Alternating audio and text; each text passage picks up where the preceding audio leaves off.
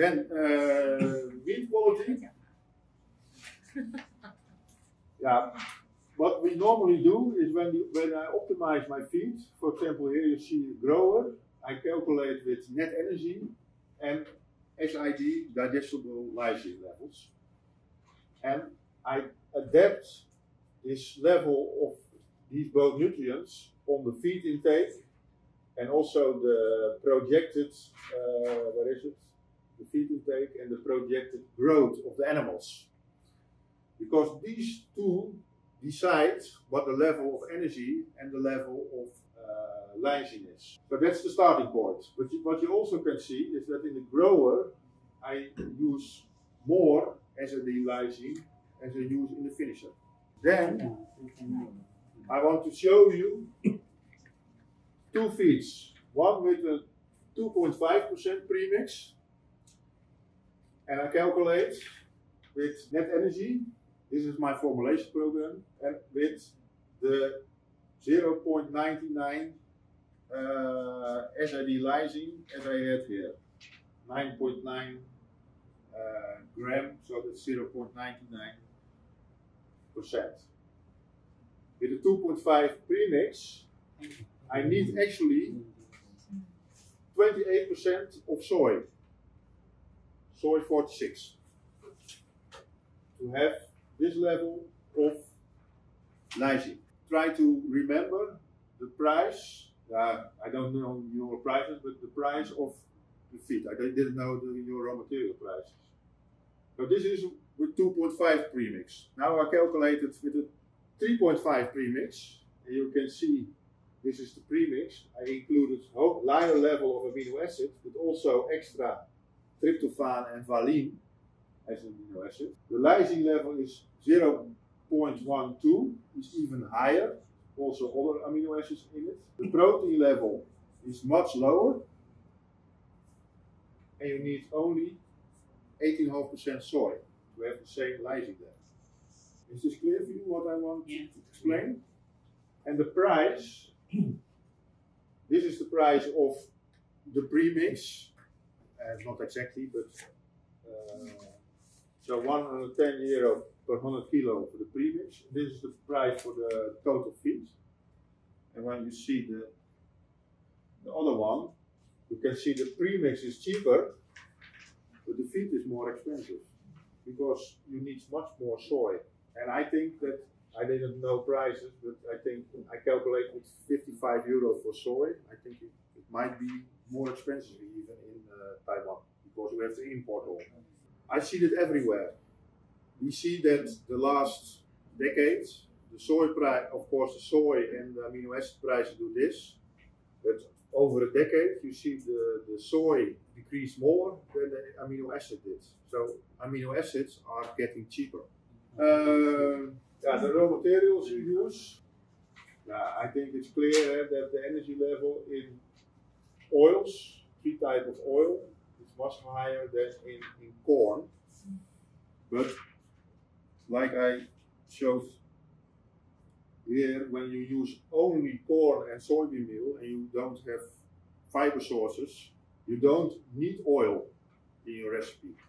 Yeah. When you start using oil, you are much too high in energy, and your energy should be in ratio with your lysine. You not only need oil when you use fiber sources in your recipe. Then I show you that that's only the case if you use oil, the fatty acid composition of the different type of oil.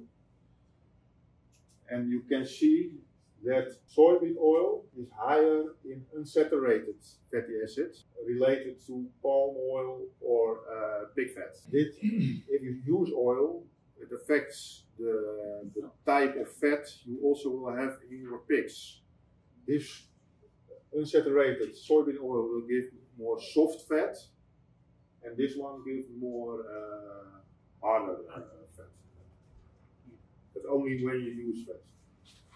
Also, of course, the level of oil in corn is low compared to oil itself. But also a lot of unsaturated. So also energy from corn gives a little bit more soft fat than, for example, palm oil. Now then the protein sources. First, 2 types of soybean meal. Soybean meal with 43 and soybean meal with 48. You have quality difference. Mainly affected by the level of fiber, the level of hulls. Sometimes you see in the production process, they put back the hulls in the soybean meal, so you get a higher level of fiber and a lower level of protein. Now you see 2 types of meat and bone meal, difference in protein level, and 2 types of fish meal, difference in, and these differences are even bigger. Eh? Also, fat level can be different in meat and bone meal and fish meal, and also ash. In fish meal, sometimes there are, and also in meat and bone meal, a lot of bones, and sometimes there's a lot of meat. So what I want to explain, these products are much more varying in quality than soybean meal. Soybean meal is also, it's a more easy, a more constant product than soybean meal or meat and bone meal and fish. Now you see also the lysine level, of course, but what you see is that soybean meal is higher in amino acids than, for example, meat and bone meal digestible. The digestibility of the protein is often not that good in meat and bone meal. Fish meal is very good digested. So when compared to the digestibility of lysine and the protein, you see that this is the lowest, then this, and this is the highest. And what is also taken into account, meat and bone meal is often very low in tryptophan and isoleucine. So often forgotten that when you start using meat and bone meal, you should actually use another type of premix with a higher level of tryptophan in it. Minerals can also vary in these products. So the conclusions for meat quality, calculate with the ratio lysine energy for every age. When younger animals, you want to promote growth maximum, and older animals, you can lower it because they cannot use the protein anymore or the amino acid. To use higher inclusion premix is actually beneficial at this moment with extra amino acids, especially for the younger animals. Energy intake, I already explained, can be increased by fat sources, but only when you are using fiber-rich raw materials, byproducts. Only with corn you don't need fat. When the energy is increased, you should also increase the density of amino acids to remain carcass quality. Different fatty acid profile have effect on the slaughter pigs, but only for when you use it. And oxidation of fat is an important point. With hot weather and sunlight, fat sources can oxidate very fast. Then soybean meal actually has the most constant quality, especially when you have every time the same supplier. And my advice is only use animal byproducts if you are able to analyze the quality. Because animal byproducts can be good quality, but also can be bad quality.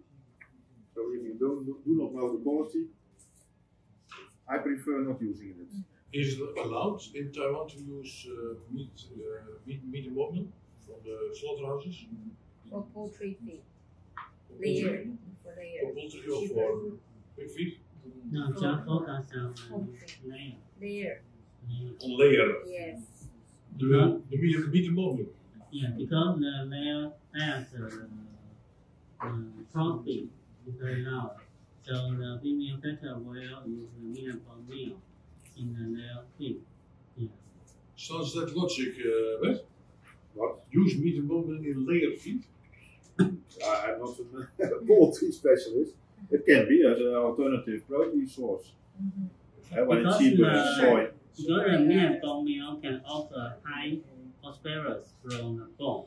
and the total cost is high. Yeah. So they will combine phytates and meal bone meal in their diet. The phosphorus is good digestible. The phosphorus what's inside is from the bone is good digestible. Yeah. But it can vary a lot. That's the difficulty. So when Netherlands can always import the meal bone meal from Australia. Only can import from Australia. Okay. Fish meal is often, when you have good quality, is often too expensive. Often I see fish meal is only used for piglets. Fish meal only used in the picnic. Yeah, but the price is very unstable, sometimes very high. Yeah. And the Taiwan we always import the high quality fish meal from Denmark and Chile. Yeah. So the cost is very high. That's a good quality. The Scandinavian or Chile, from Chile. Okay. Thank you for your attention. Thank you. Thank you. Pleasure.